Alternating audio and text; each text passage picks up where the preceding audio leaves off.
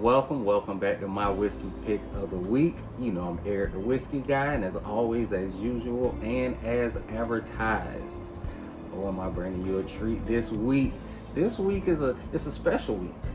This week we're gonna be trying the Whaler's Special Reserve. I am excited about this bottle. This was probably one of the first bottles that I've got, and I kind of thought to myself, okay, now you're treading with the big boys. This is like your level one of what I like to call big boy bottles. So I'm excited to see how it is. I've been hearing some things about this bottle. I had this bottle for a while. I kind of put it on the shelf. I kind of got into collection mode when I got this bottle. When I got this bottle, I thought this would be the only one that I have to have. Then I did some research and seeing that there's probably 6 to 7 more if you get all the colorful ones. It's called a rainbow. So obviously I was like, well, I want a rainbow under my belt. So as of now, you see in the back, I do have a little Whaler's collection. I got 4 of them. I got a few more to go, then I'll be there. But I was like, it's time to crack open one of these bad boys to see if it's worth investing, if it's worth getting, and is it just worth trying? Because this, like I said, it's a lower entry. So this is the beginning. So we're starting at the bottom, and we're gonna work our way up. Now this bottle, the brand, they're known for being a wheated bourbon. What they did was they substitute the rye grains for wheated. They was one of the first ones to do it. Even on the bottle, they say it's the original wheated bourbon, but you know that's arguable. But they say they're the first ones. So they kind of was a trendsetters in the 1800s.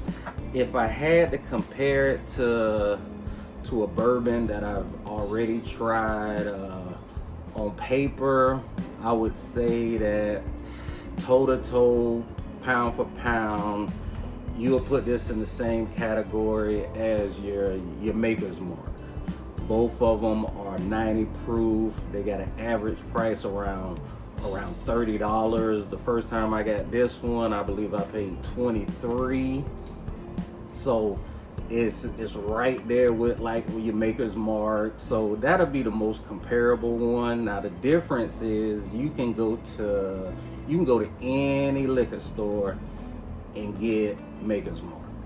With this one, this is a rare bottle, so you're not gonna see this in many stores. You're probably not even gonna see it in stores at all. They probably gonna have 3 or 4. Now I've noticed them. Lately, they started to bring it out more. The ABCs in my area have it, but if you just go to your random liquor store around the corner, if they do have it, they'll probably be charging double.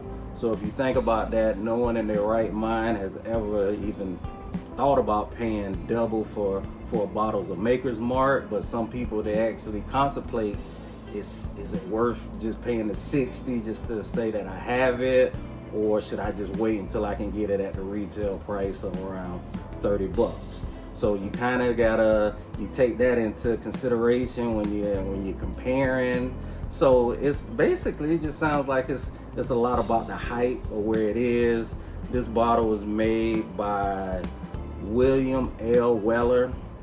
He started the bourbon business, and then he teamed up. He actually hired a guy named Pappy Van Winkle.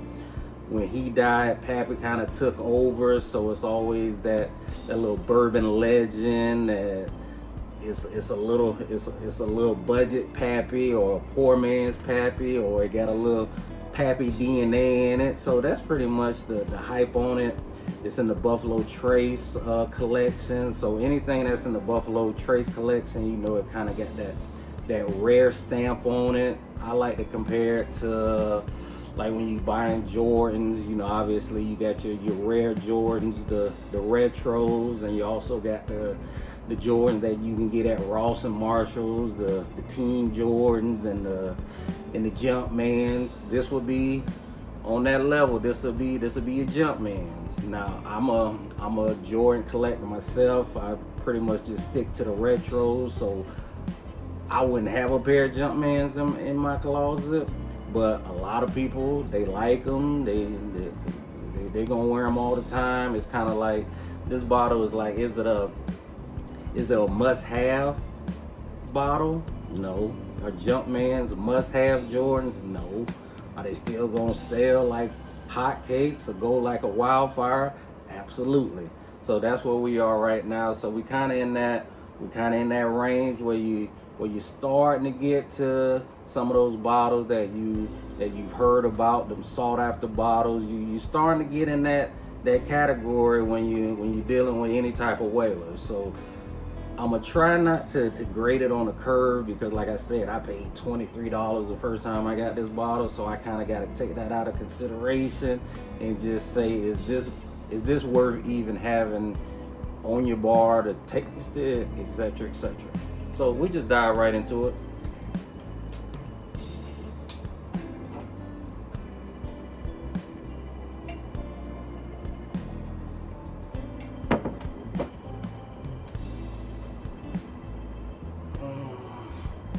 Now it smells like it can be a little bit, it smells like it got a little bit more proof than 90, but it's 90 proof.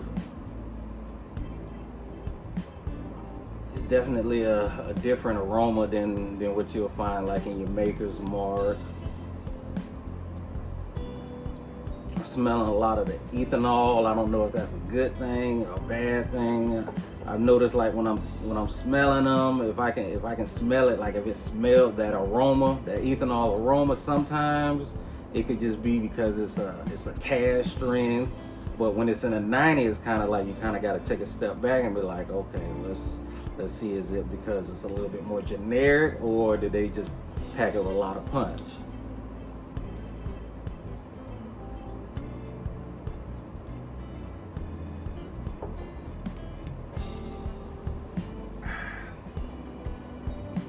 It got a sweet, smooth taste to it.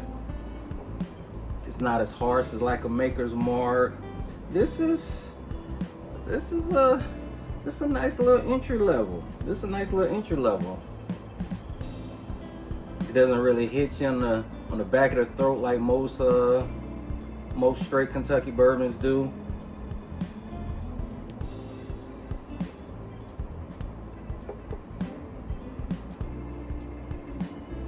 But it does got a little bite to it, which I like. This one, ooh, I would say it's a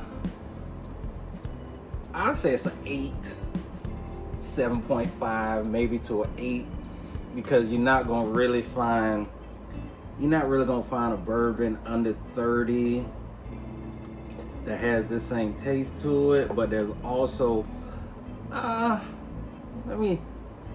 take that back, because I've done a lot of bourbons that's in the 30, 35, and I say it's a 7.5. It's in your average. It's in your average of the $30 range, the $35 range. It's I say it's a little bit. It's probably neck and neck with a flat boat. I would probably go with Buffalo Trace over this. If I was just like at the store and just wanted to make sure I wanted to get like the best for my buck, I would probably go with the Buffalo Trace. But it's not bad. It's not bad. I see why a lot of people like it, especially because it kind of gets you into more of the whalers, like the antiques and the 12-year and the etc. So as a starting point, it's a great starting point. But if you don't get it, don't see it, I wouldn't kick yourself for it. It's kind of like if it was meant to be, you'll have it. If it ain't, you just move on. Like I said, I think that I would actually probably prefer the Buffalo Trace over this one.